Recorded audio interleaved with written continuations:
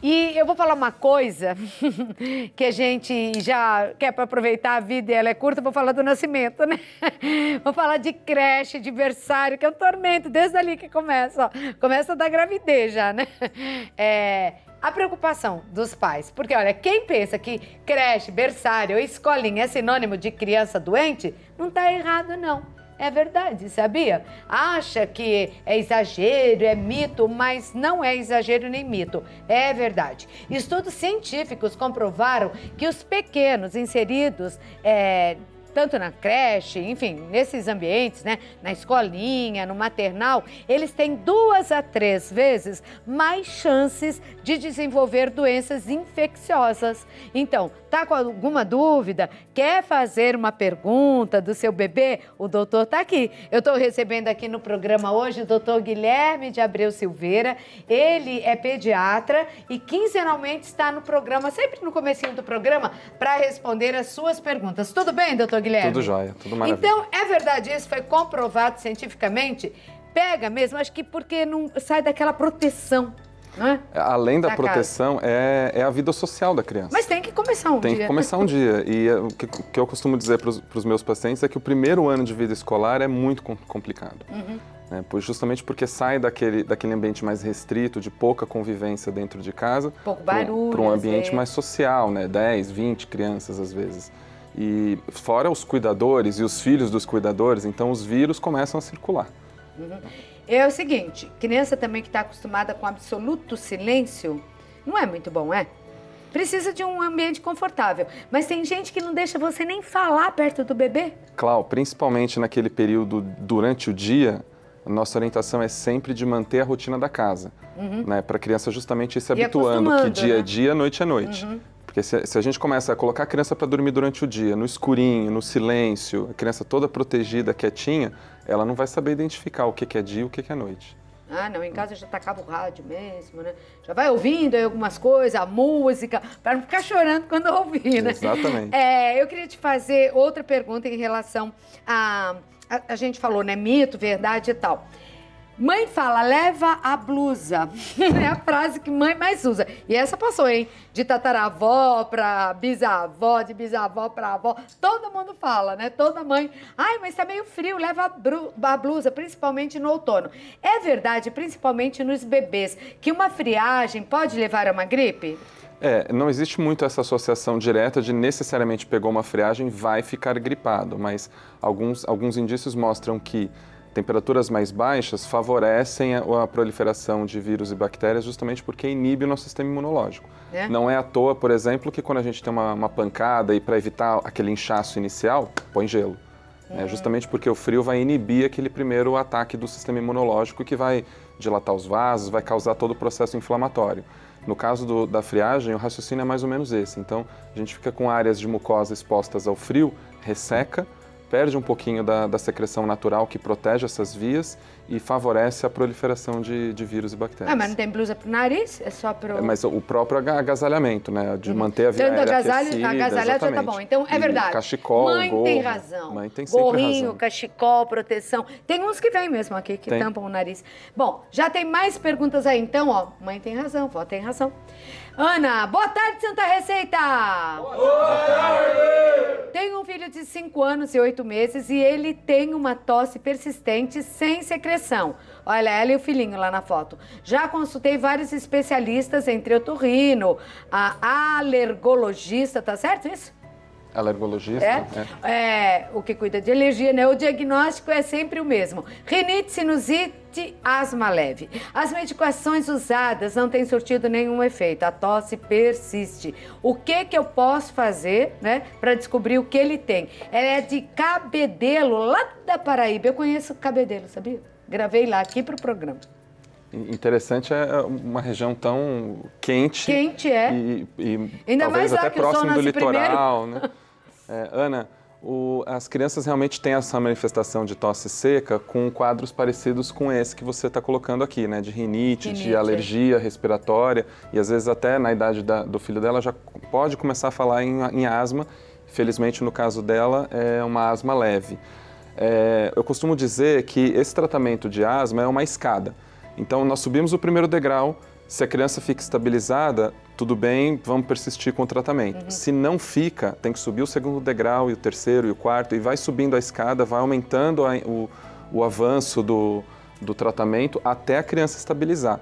Então, se ela começou esse tratamento há bastante tempo e não surtiu o efeito que ela estava buscando, que é o filho parar com essa tosse crônica, precisa voltar no médico para ele aumentar um pouco a intervenção. É sem secreção, mas a criança deve sofrer. Mas você sabe, eu tenho rinite. Às vezes, um ambiente assim, com poeira, um cheiro, não é? Exatamente. Que você sente, começa a tossir, começa a espirrar. Exatamente. E essa tosse seca, que não é aquela tosse... eu costumo dizer que borbulha secreção, Não né? é Aquela tosse produtiva. seca. É muito característico de asma.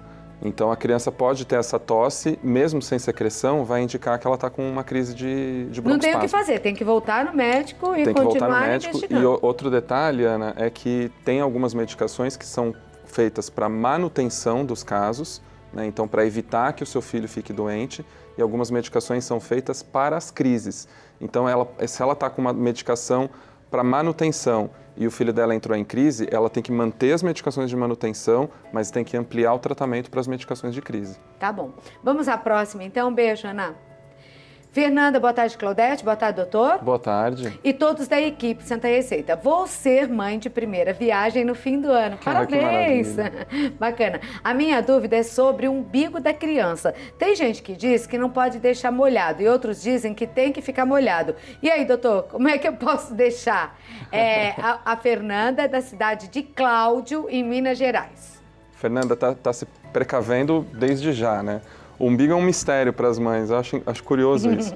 O umbigo ele tem que ser mantido seco, só que tanto é que a cada troca de fralda no nenê pequeno, a gente recomenda que passe álcool ao redor do umbigo. Esse álcool tem duas funções. Primeiro, esterilizar o umbigo, porque como é um tecido não vitalizado mais, ele pode infeccionar. Tá. E segundo, justamente para ajudar nesse processo de secagem, né, que a gente chama de mumificação. Eu nunca ouvi dizer também que tinha que deixar ele molhado, né? Eu também nunca ouvi, primeira vez. Mas ele tem que ser mantido seco e tem que passar o algodão com álcool, mas tem que dar uma leve tracionada no umbigo, e as mães morrem de medo de fazer isso, porque acham que o umbigo vai sair na mão, acham que machuca, e não machuca. Tem que dar uma leve tração no umbigo para passar o álcool por dentro, naquela parte que ainda está vitalizada. Ah, tá. Aquela parte que está Talvez seja isso mumificada molhado não que ela precisa está mais. se referindo, mas ele não vai ficar molhado, o álcool vai ajudar a secar. O álcool seca, né? O álcool vai evaporar e vai secar. Então, e vai fazendo seco. isso. É seco. Tá. E, inclusive, às vezes a fralda está um pouquinho grande para o nenê bem pequenininho, a gente até recomenda dar uma dobradinha na fralda para deixar o umbigo exposto, justamente para ele não juntar umidade. Né? Umidade é sinônimo de infecção oportunista, né? Se tiver úmido, alguma bactéria vai grudar ali. E só um detalhe também para a Fernanda, para já deixar avisada, o umbigo tem que cair nas primeiras 2 semanas de vida da criança. Se não cair? Se não cair, provavelmente é ou não está secando direito, né? Não está passando o álcool no lugar certo, e é interessante perguntar para um médico ou para uma enfermeira que vai te orientar a fazer do jeito certinho, ao vivo ali, para ela realmente entender o processo. Ou, em alguns casos, tem que até investigar alguns casos de imunodeficiência, porque é o nosso sistema imunológico que faz o umbigo cair. Então, se o umbigo não cai nesse período, pode significar um problema do sistema imunológico da criança. Não necessariamente vai ser, mas precisa investigar. E por que alguns umbigos ficam para fora? Aí é uma hérnia umbilical. Né? O que Mas acontece... tem assim no recém-nascido? Porque tem gente que tem um umbigo fundinho e alguns têm estourado para fora. O que acontece é que justamente para a passagem dos vasos do cordão umbilical, né, que nutre a criança durante o período gestacional, a parede abdominal, a musculatura que nós temos na parede abdominal, ela vem aberta, justamente para permitir a passagem desses vasos. Saiu o umbigo, né, saiu o cordão umbilical, o nosso organismo vai aos pouquinhos subindo ali a junção dessa musculatura, como se fosse um zíper. Tá, e alguns sobem demais. Alguns não sobem, alguns demoram mais a subir. E fica o fundinho. E aí fica aberto, e aí fica o conteúdo da cavidade abdominal faz pressão e a pele salta. Isso é a hérnia umbilical. Ah, salta por causa da hérnia. Por causa da hérnia. O certo é umbigo fundinho. Fechar, exatamente. Fundinho. Exatamente. Tá. O nosso organismo vai fechando essa parede E abdominal. ele fica com aquela aparência de buraquinho. Fechadinho. Tá. Buraquinho que eu digo, buraquinho, vocês entenderam. Umbigo, fundinho. Bom, vamos para a próxima então. Valdirene. Oi, Valdirene. Olá, boa tarde. Quando meu bebê nasceu, foi diagnosticada com o vírus da doença de Chagas. Nossa, no bebê. Meu bebê tem hoje 7 meses e ele... Quando ela nasceu, né? Não. Quando nasceu. Não. Quando o bebê nasceu, ela foi diagnosticada com o vírus da doença. O bebê hoje tem 7 meses e ele também foi diagnosticado com anticorpos. O que eu posso fazer? Ela é de Nova Brasilândia do Oeste, lá de Rondônia. Valdirene, o que pode estar acontecendo nessa situação é que os seus anticorpos passaram para o seu filho através da placenta. Então ele vai sim ter Então ela já anticorpo. tinha e não sabia. Ela provavelmente já tinha, ou é o que a gente chama de Chagas agudo, né? Ela pegou durante o período gestacional e já produziu anticorpo suficiente. Pode isso, mas por causa da gestação? Não por causa da gestação, não foi tem uma nada coincidência. Tá. Né? E aí agora? ela transmitiu esse anticorpo. Esse anticorpo, se for um anticorpo materno, ele vai sendo depurado com o passar do tempo. Então o bebê vai perdendo esse anticorpo com o passar do tempo. Não significa que ele tenha a doença de Chagas. Mas ele foi diagnosticado, ó. Ele foi diagnosticado com anticorpos. anticorpo. Então pode ser que não desenvolva a doença. Esse anticorpo provavelmente é da Valdirene. Tá. Ela passou para o bebê o anticorpo. O anticorpo, só para quem está em casa entender, o anticorpo é a molécula que o nosso organismo produz para se defender dos agentes infecciosos. Num sistema parecido com chave e fechadura. Então, para cada tipo de vírus ou bactéria, o meu organismo vai produzir um anticorpo específico para isso. Por isso que a gente vacina uma doença de cada vez. Né? Então, existe uma vacina para cada doencinha da primeira infância. Aí, esse anticorpo foi produzido para doença de Chagas. Ela passou esse anticorpo que ela produziu para a criança e a criança não vai manter esse anticorpo, provavelmente. Ela vai perdendo esse anticorpo com o passar dos meses. Ela não precisa ficar apavorada agora, se cuida, né? Ela tem que ficar tranquila para ela se cuidar. Isso. Viu, Valdirene? Não fica tão preocupada assim. Não quer dizer que ele vá necessariamente desenvolver a doença de Chagas. Agora, a doença de Chagas é uma doença importante. Se ela foi diagnosticada recentemente, significa que ela mora ainda numa zona endêmica, numa condição que favorece, né? A picada do inseto. Do barbeiro. Então, tomar todas as precauções. Tela mosquiteira, tomar cuidado com as casas que têm muitas frestas, né? Porque é ali que o barbeiro gosta de morar. E ele pica? Ele pica durante a noite. Picou à noite ela, pode picar a criança, então coloca a mosqueteira, aquele tule, né? E protege as outras pessoas da casa. Repelente. Agora você vê, né? Eu fico boba. Como esse Brasil é imenso e como doenças que a gente nem imagina, né? Acontecem ainda. Ela está falando de Rondônia, nós não sabemos, eu não conheço nem Rondônia, para dizer a verdade, não conheço Nova Brasilândia do Oeste, mas deve ser mais ou menos o que o doutor falou mesmo. Então tem que tomar cuidado. Todos vocês que moram em habitações assim no Brasil inteiro, e que são muitos, né? Exatamente. A gente acha que todo mundo tem saneamento básico, que todo mundo mora em casas protegidas, mas não é assim. E eu volto para a gente continuar conversando com o doutor. Tem mais perguntas aí? Da Valdirene respondendo, né? Já respondemos. Um beijo, viu, Valdirene? Boa sorte aí. Nayara, boa tarde, Claudete. Oi, Nayara. Os sintomas da alergia alimentar, principalmente do leite, aparecem logo de imediato ou essa alergia pode surgir dias depois? Tipo, sintomas de gripe, de resfriado. Ela é de Paraupebas, lá do Pará. Olha, hoje gente muito de longe, muito né, participando. Longe, longe da gente aqui. Nayara, os sintomas eles podem demorar um pouquinho para aparecer depois da ingestão desse alimento em questão, mas geralmente não tantos dias assim. A gente diferencia isso como reação primária, que é mais rápida, né, questão de minutos ou horas, ou reação secundária tardia, que pode demorar 1, 2 dias para aparecer. Os sintomas geralmente são intestinais, então diarreia, às vezes vômito. No caso do leite, que é especificamente da pergunta, é muito frequente a diarreia com sangue. Nossa. Então, o bebê às vezes faz diarreia com sangue e mas isso não chama do leite muito... materno.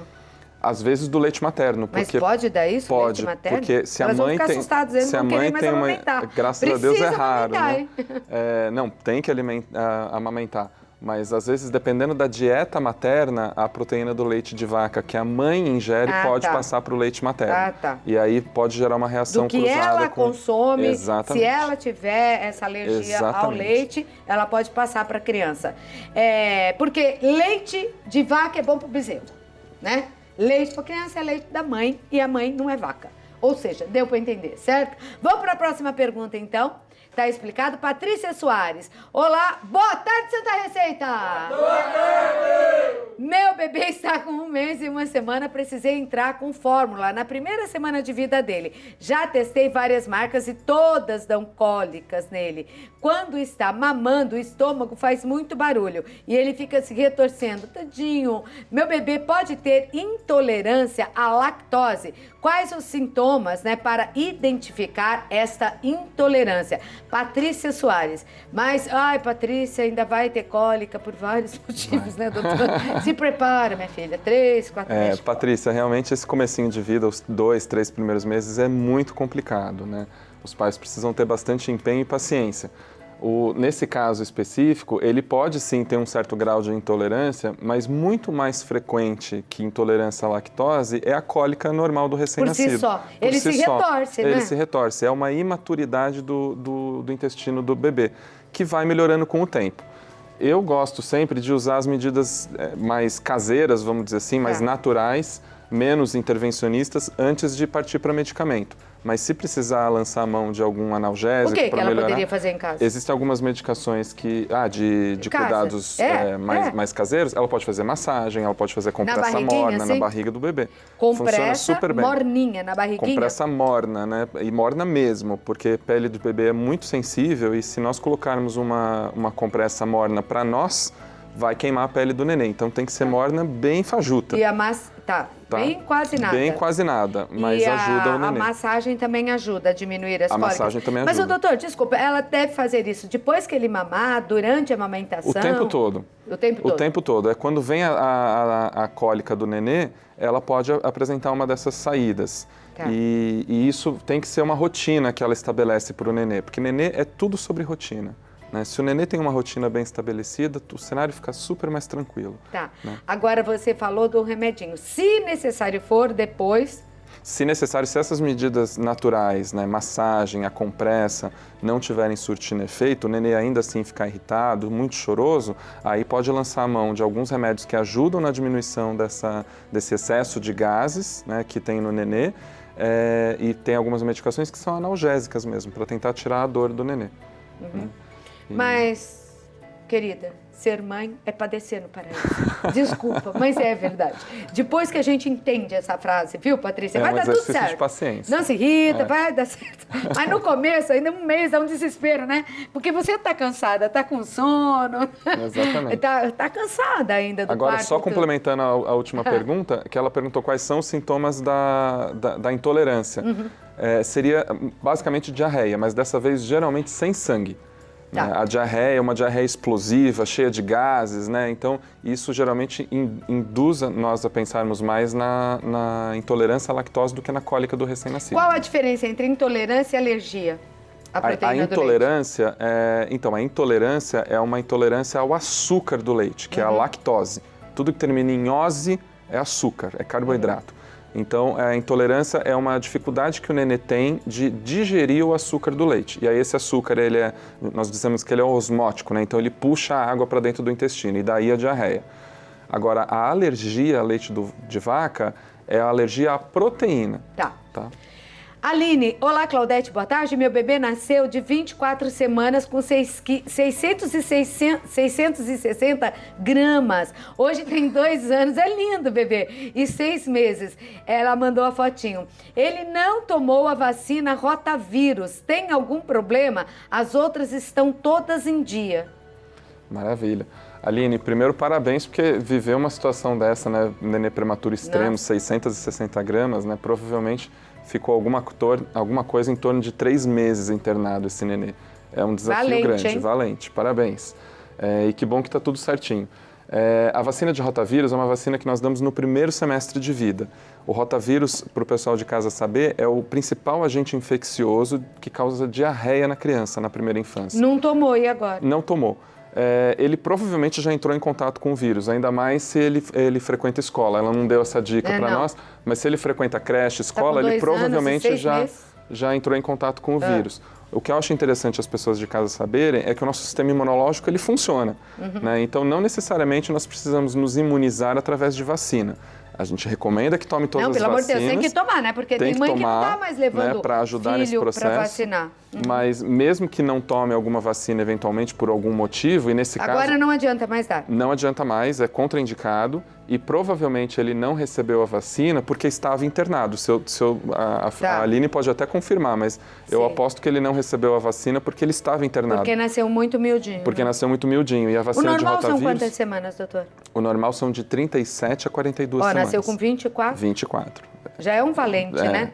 E uma hora dessa já se defendeu do vírus. Mas não deixem de vacinar os seus filhos e tomar vacina, que o Brasil está preocupado com isso, que as pessoas não estão dando mais bola para vacina e nós estamos tendo aí o retorno de doenças que não apareciam mais no Brasil. Então, tem que vacinar, sarampo, né? Por exemplo. Sarampo, então, olha que tristeza, não dar vacina para o filho é uma responsabilidade dos pais, tem que vacinar. Nesse caso aqui, eu tenho certeza que não foi desleixo da Aline, porque a vacina de rotavírus é uma vacina de vírus vivo.